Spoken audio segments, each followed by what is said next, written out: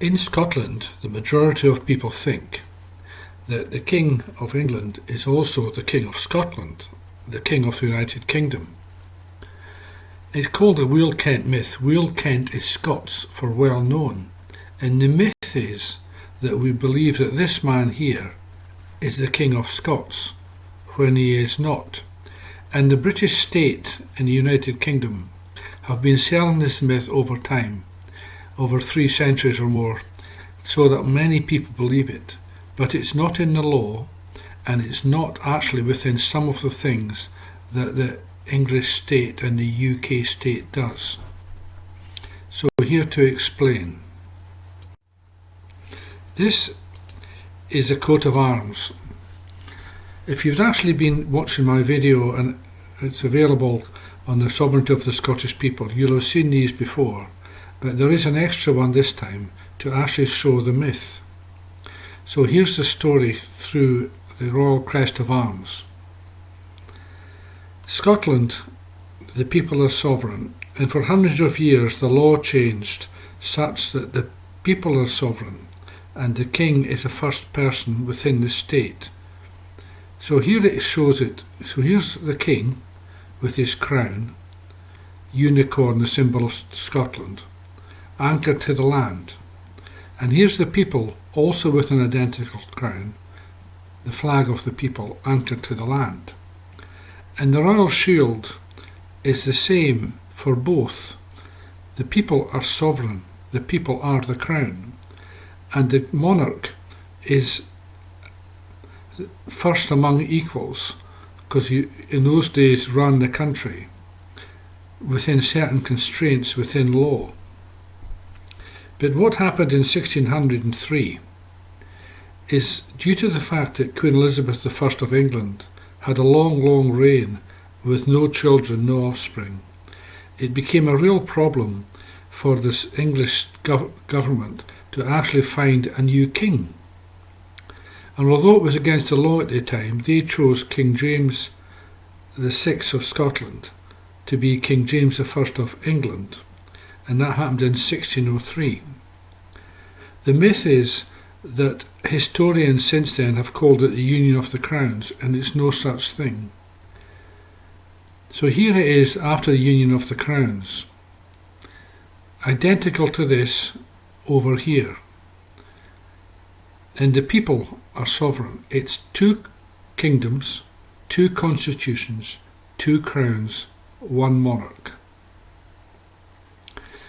Here you have the English king, not anchored to the land because he's above that, he's above the people, with a bigger toy and thing. But the shield of arms here has the Scottish coat of arms twice because it's the same person in both kingdoms. This is the symbol of France. Even though this is 1603, they still had hankering over getting William the Conqueror's lands back from 1066. And this is Ireland.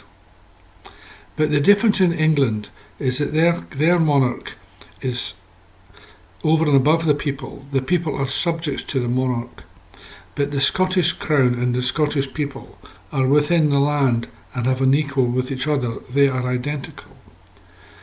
So what happened is they had each time the king changed due to death and so on, they had to swear an oath to the Scottish constitution in Scotland to actually become Queen of Scots, and likewise in England.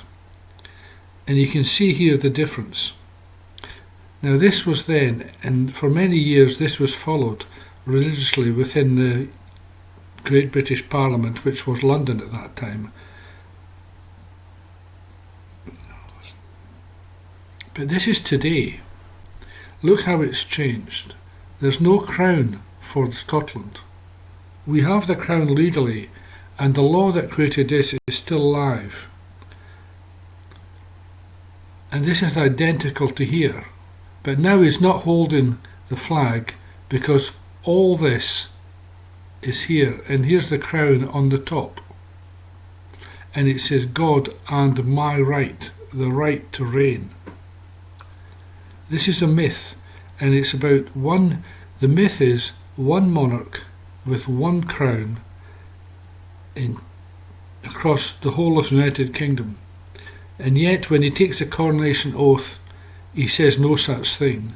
And when he comes to Scotland, he has not been crowned. So taking this a little further, this is lies. It's a whole misnomer and lie. This is the true situation of the monarchy.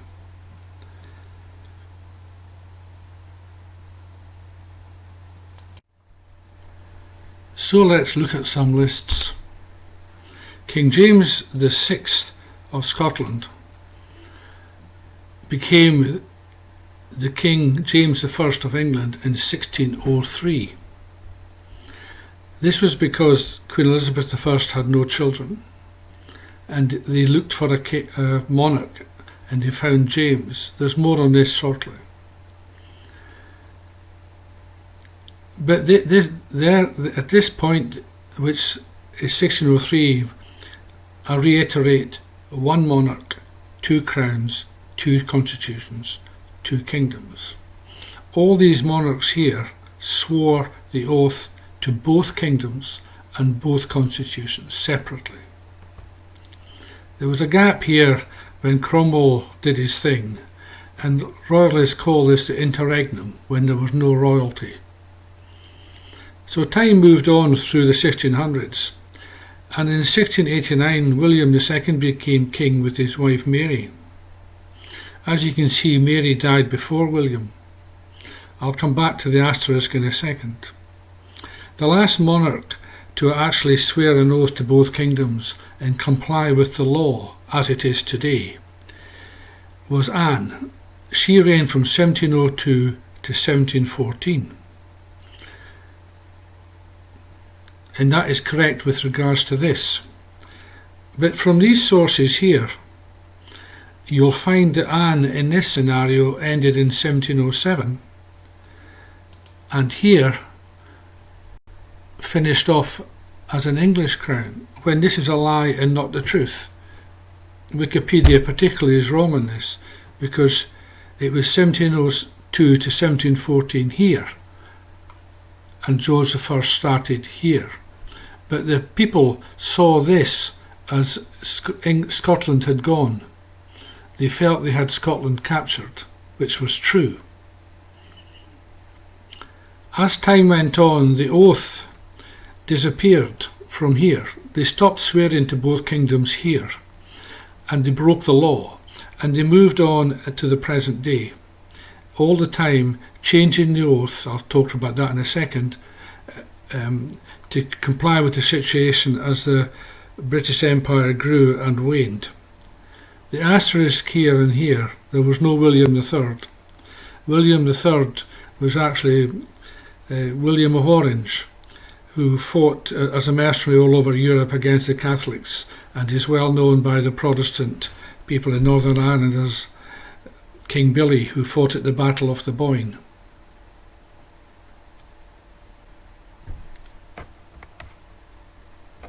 Queen.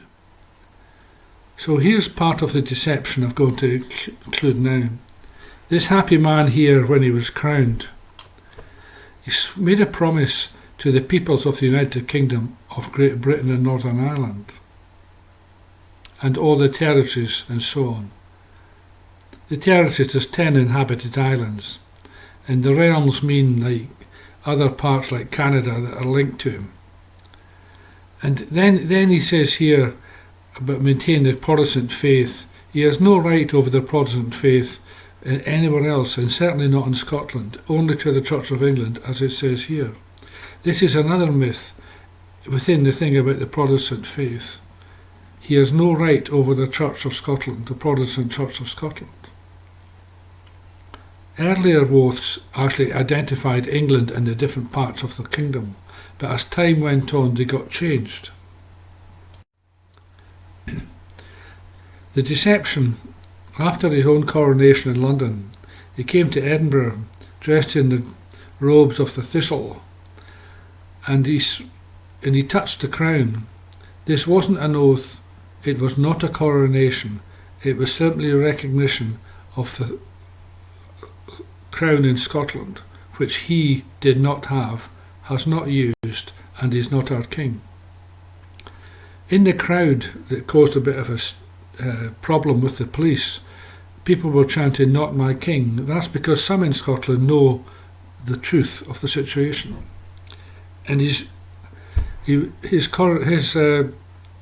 coronation ceremony here, which didn't happen, was poorly attended, as you can see here where his carriage procession was.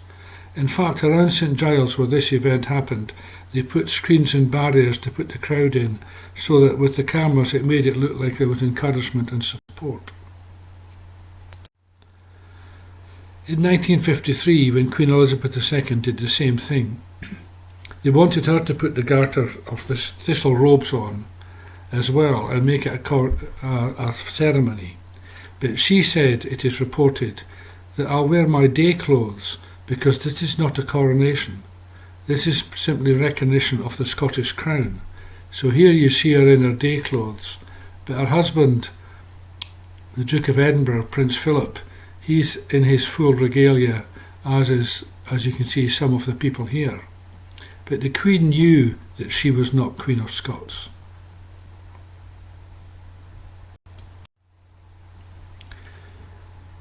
As I mentioned earlier, when Elizabeth I died after a very long reign, they looked around for someone to take the crown of England. And yet the law of England says that unless you were born in England and that, you couldn't be king. But in actual fact, they did. They gave James VI of Scotland to make him first of England. And the rot started then, because James I and VI saw the wealth down in England relative to Scotland and his extra power that he had. And he changed sides. He wanted to make one kingdom. So this is 1607. And he said this to Parliament. If you want to read it, please come back with a video slider and take your time. But I'll highlight this. He's talking about the court in England, his whole court and family, that's the king. But here is the seat of justice, the foundation of government. This is England. But it was the GB Parliament at that time. Must they, that's Scotland, not be subject to the laws of England? Now think about this. He was the sixth in line to his dynasty, and he swore oaths to the laws of Scotland, the different types of constitution in Scotland, and to the people of Scotland. And here he is reneging on it. And then what he said is, in time, he wanted Scotland to become like Cumberland, Northumberland and these other northern shires. And he talked about England, the Parliament in England, which was the GB Parliament, not the English Parliament. They were the husband, Scotland was the wife, and England was the conquerors. They are conquered. In actual fact, that was true. And it was conquered by deceit. I'll have a separate video on that next.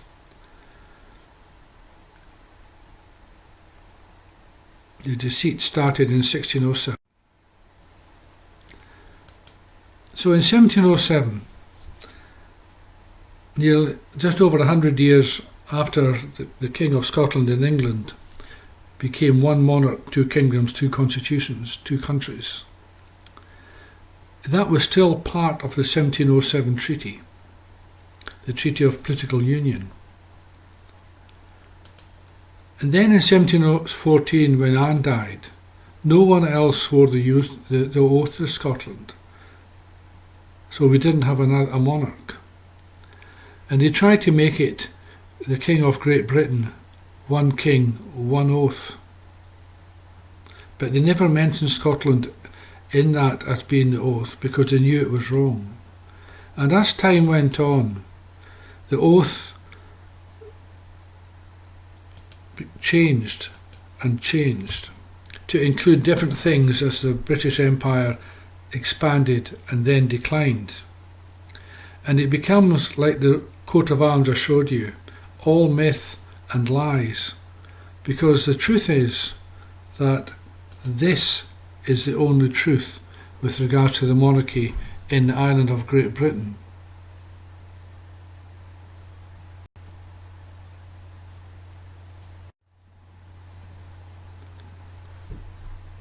So we have no Scottish monarch. There's no King or Queen of Scots. In Scots law, the monarch is called primus inter pares, which is a legal term which means first among equals. The equals are the people.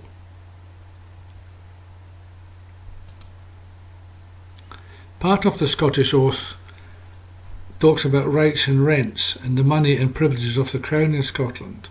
And what he was as the first among equals was he had to look after the people. That's what they called the estates in those days.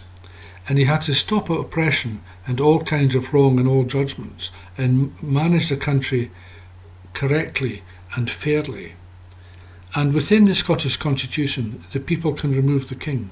In fact, they did.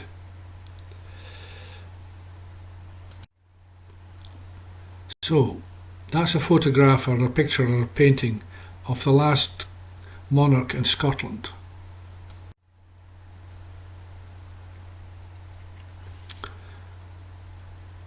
This is our constitution, and it still is today. Although under the 1603 Union, England's at this side, and they have a Bill of Rights with the monarch as sovereign. Whereas in Scotland, it is us, the people, that are sovereign.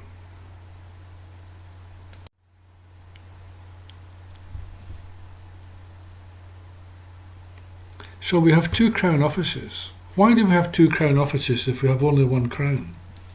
That is because they need the Scottish office, because the law is that we're a separate country, a separate sovereign state with no crown. And they keep the crown office for a Scottish monarch that doesn't exist, but it allows them, using the excuse of the crown office, to plunder Scotland.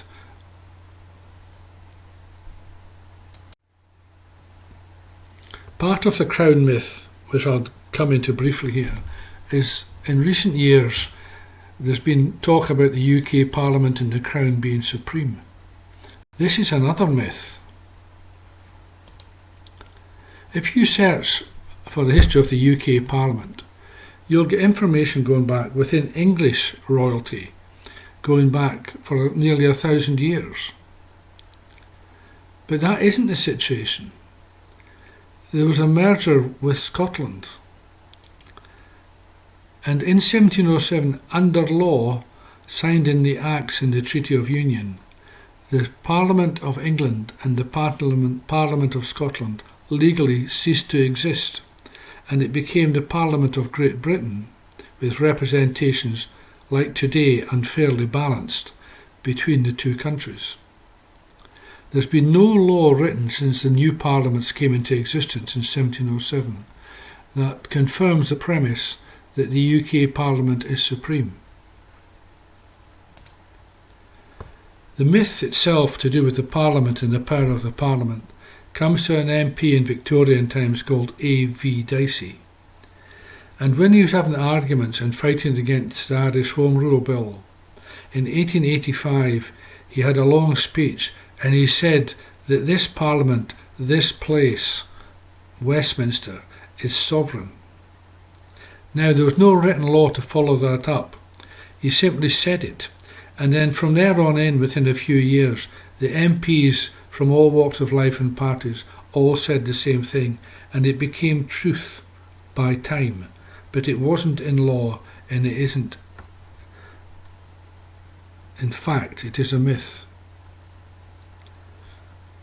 If you go to the website called ukconstitutionallaw.org, there was a report written in January 21 by Carwyn Jones. He did a talk. It was called Is Dicey Dicey? And he denied that there's any Supreme Parliament. There's no rights of the supremacy of the UK Parliament. You can see the link here if you want to go and look at it. This Crown duty has been used several times and continuously over time to break the law of the Treaty of Union and to break orders and truth, because we have no monarch in Scotland. The day before the Scottish Parliament was convened in its reduced form for the second time, Donald Dewar, the Secretary of State for Scotland, and the English Parliament stole this piece of land here. Now, the union between the countries in 1707 was a political union, not a territorial union. But they took land here, here and here. And it's very unclear why they did it, or what they did. But it's wrong and it's illegal. And the excuse they used was the Crown offices that gave them the power. But how can you use the Crown office in Scotland when there is no Crown or no monarch?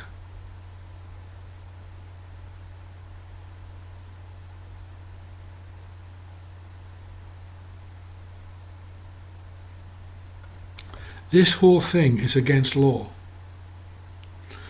These waters here are not the territorial waters of the United Kingdom.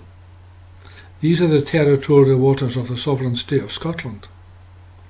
It just so happens we share a parliament for political reasons, and they took the land and the Crown was the excuse. Currently going through in England is some things they call free ports. In Scotland we're going to have two, and the Scottish Parliament, in contravention of Scots law, is actually working with the UK Parliament to actually create these powerful little statelets where rules of law, if this comes in effect, to do with employment rights, ownership of land, contravene Scotland's unique Commonwealth Fund. There's so many things here that is bad. And the Scottish Government calls it green free ports. One, it's not green. Two, it's not free. And it's certainly not a port. It's worth investigating this, but it's another excuse where the UK Government is using the Crown Office, supported by people who don't know what they're doing in the Scottish Parliament to support this. Finally, there's a thing called royal prerogative. All laws that are written in the UK Parliament must go to the monarch. And the prerogative is that the monarch can change the laws if they don't like what the law says to them personally, their wealth and their land. And during the reign of Queen Elizabeth, you can see her two different ages here. She altered 1006 laws under the royal prerogative. Now she did it, 67 of them was in the Scottish Parliament. Under what authority did she do that? Because we have no queen here, or king. She was not Queen of Scots. She didn't swear the oath. She didn't swear allegiance to the people of Scotland. But the Scottish Parliament, a puppet of the English Parliament, ignores Scots law and the powers of the Scots law to protect its people, and it allowed a foreign monarch with no say and no rights to the land of Scotland to alter the law.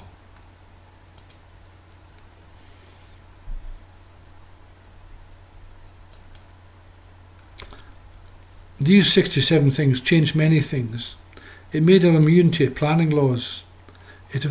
She didn't have to do certain things on property taxations. She didn't have to follow new rules on tenants' rights on their land. There was things about protection of subsidies, not having to follow rules on carbon emissions. All these things were there, and this is the royal prerogative, which applies to England, but it does not apply to Scotland. So once again, the myth is being pushed, unfortunately supported by the politicians within Scotland.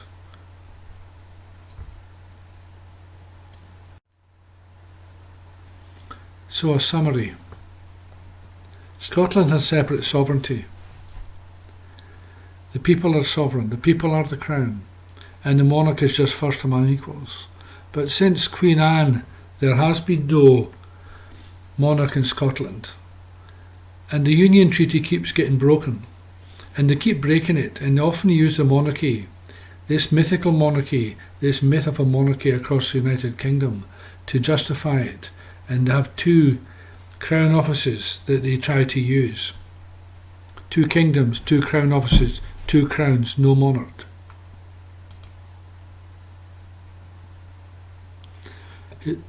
Historians refer to the event of 1603 when James VI became James I of England as the Union of the Crowns. And that myth has endured. I remember personally being taught that at school, but there was no Union of the Crowns.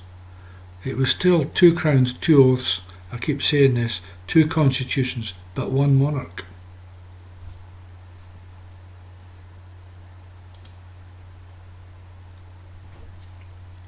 There are certain occasions when they actually never ever mention it. In the debate on Scottish independence and the questions for more referenda, they were very careful not to say no, because the Treaty of Union and the claim of right built within the Union Treaty means that we can leave when we want, but they won't let us. And unfortunately our politicians in Scotland, which have the power to do that, have not so far done it. And the monarch is integral to this myth.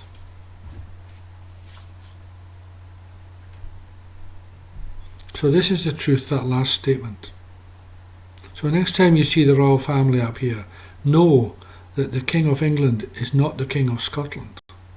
And he has no right to alter our laws or take our land because we have no territorial treaty with England. This is the truth.